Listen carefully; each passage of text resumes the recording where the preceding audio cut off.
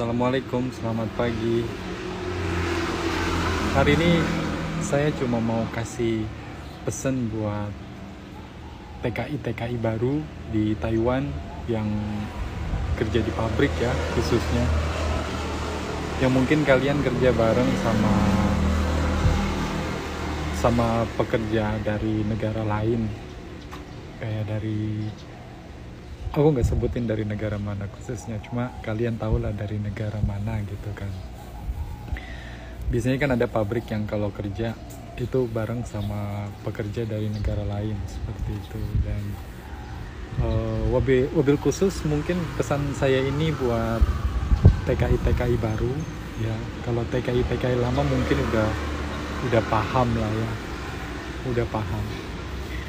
Buat TKI baru ya, buat mas-mas atau mbak-mbak yang kerja di pabrik, yang kerjanya barengan sama pekerja dari negara lain, pesan saya cuma, kalau misalnya kalian ada masalah di pabrik, atau mungkin kalian mau sekedar basa-basi aja pada saat kerja bareng sama mereka gitu, jangan sekali-sekali berbicara atau ngomongin gitu ya, negatifnya ngomongin orang gitu ke mereka gitu. Maksudnya apalagi kalau misalnya kalian ngomongin atasan kalian di pabrik gitu kan, ngomongin orang Taiwan di pabrik seperti itu. Kalau saran saya sih jangan sekali-sekali kalian ngomongin orang lain di pabrik dengan orang pekerja asing lain. Karena kebanyakan dari mereka itu tidak bisa jaga ucapan, maksudnya jaga rahasia gitu. Jadi kadang kita kalau misalnya lagi kerja gitu kan sama orang asing, bukan sama orang asing aja sih, sama orang Indonesia juga, kadang kalau lagi suntuk gitu kan, lagi ngantuk apa segala macam, kita kan kadang suka ngobrol gitu kan. Dan kadang obrolannya itu apa aja gitu kan. Kita orang Indonesia kadang suka basa-basi, kadang ngomongin orang gitu kan. Ngomongin orang gak bagus sih ngomongin orang, cuma kadang kan kita pikirnya itu cuma sekedar basa-basi gitu kan, daripada ngantuk gitu kan kerja, jadi kita ngomong. Dan kalian itu hati-hati sekali, karena kalau misalnya kalian yang sifatnya itu ngomongin atasan gitu kan, ngomongin orang-orang Taiwan, atau bahkan ngomongin orang dari negara lain lagi yang sifatnya itu ngomongin orang gitu kan, kalau kita berpikir kan itu bercanda gitu ya kan, kita berpikir itu cuma pengen ngilangin suntuk pada saat kerja, ngobrol sama dia bareng. Cuma nanti dia akan berpikirnya berbeda gimana, nanti dia tuh bakalan kayak semacam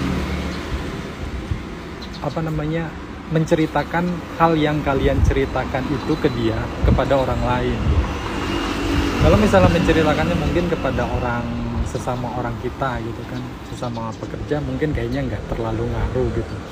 Tapi kalau misalnya dia menceritakannya itu kepada orang Taiwan, apalagi kepada atasan, itu berpengaruh sekali, karena orang Taiwan itu nggak suka dengan orang yang suka berbicara di belakang seperti itu.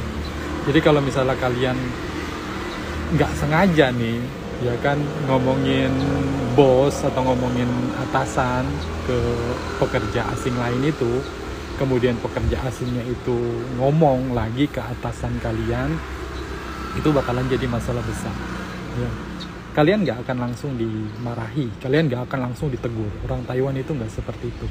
Jadi kalau misalnya dia tahu kalau kamu suka ngomongin dia di belakang, kamu akan dipersulit sama dia, sama atasan kamu itu nantinya gitu kan, karena dia berpikir kamu orangnya nggak bagus karena kamu suka ngomongin dia di belakang dia gitu. Padahal kalian ngomonginnya cuma sekali, dan itu juga sifatnya sifatnya tuh kayak semacam bercanda gitu. Tetap orang Taiwan itu nggak suka. Jadi ini buat pesan buat teman-teman yang baru ya di Taiwan, kalian harus tahu itu. Jadi jaga ucapan itu penting sekali. Kalau misalnya kalian mau curhat, mau ngomong apa segala macam dengan masalah kalian di pabrik gitu ya kan, mau curhat apa segala macam, kalian lebih baik ngomong sama sesama orang Indonesia. Ya, kalau sesama orang Indonesia kadang masih bisa jaga rahasia ya. Tapi kalau misalnya kalian ngomongnya sama sesama negara, ngomongnya dengan pekerja dari negara asing, negara lain gitu, itu bahaya besar. Karena mereka itu sedikit lebih pintar daripada kita. Orang Indonesia itu kebanyakan masih pada polos, ya, polos sekali. Kadang saya juga berpikir kayak gitu, saya masih polos gitu. Kita berpikir kalau misalnya orang udah kenal sama kita, udah deket sama kita berpikirnya dia saudara kita dan bisa dipercaya. Berbeda dengan orang dari negara lain ya, dari negara-negara lain yang bekerja di Taiwan sini. Jadi kalian harus hati-hati, harus cari aman, jangan sampai kalian salah bicara. Kayaknya itu aja sih, biar nggak terlalu panjang videonya. Cuma saya pesannya itu aja. Kalau kalian punya ada unek-unek gitu, kalau bisa bicarakan sama sesama orang Indonesia, jangan bicarakan sama orang asing, karena mereka bisa berbahaya. Mereka itu suka berbicara dengan orang Taiwan, ibarat kata mereka mau cari perhatian orang Taiwan gitu. Jadi kalau kalian berbicara jelek atau ngomongin orang Taiwan atau ngomongin atasan sama mereka, itu kesempatan buat mereka buat mendapatkan perhatian dari orang Taiwan atau atasan di pabrik tempat kalian kerja ya. Perlu diperhatikan. Semoga bermanfaat video ini buat kalian. Wassalamualaikum. Assalamualaikum, selamat pagi buat teman-teman yang ada di Taiwan. Cuma mau kasih sedikit info buat teman-teman yang sekarang mungkin lagi cari kerja. Tetap semangat cari kerjanya ya. Bukan cuma bisa cari kerja di TikTok, di agensi-agensi yang promosi di TikTok gitu kan. Tapi kalian juga bisa cari kerja di kantor bursa kerja yang ada di setiap kota di Taiwan. Itu ada kantor bursa kerja dan mereka menyediakan beberapa sektor pekerjaan ya, kayak pabrik, kayak PRT, kayak kelautan juga mereka menyediakan, pertanian, terus juga ada peternakan seperti itu. Untuk mencari kerja di bursa itu kemungkinannya kecil sekali buat dapet, tapi ada gitu kan, mungkin terlihat bukan terkesan kecil karena peminatnya banyak seperti itu. Sedangkan pekerjaan yang tersedia itu sedikit gitu. Tapi ya namanya orang usaha gitu kan, siapa tahu rezeki kalian di sana seperti itu.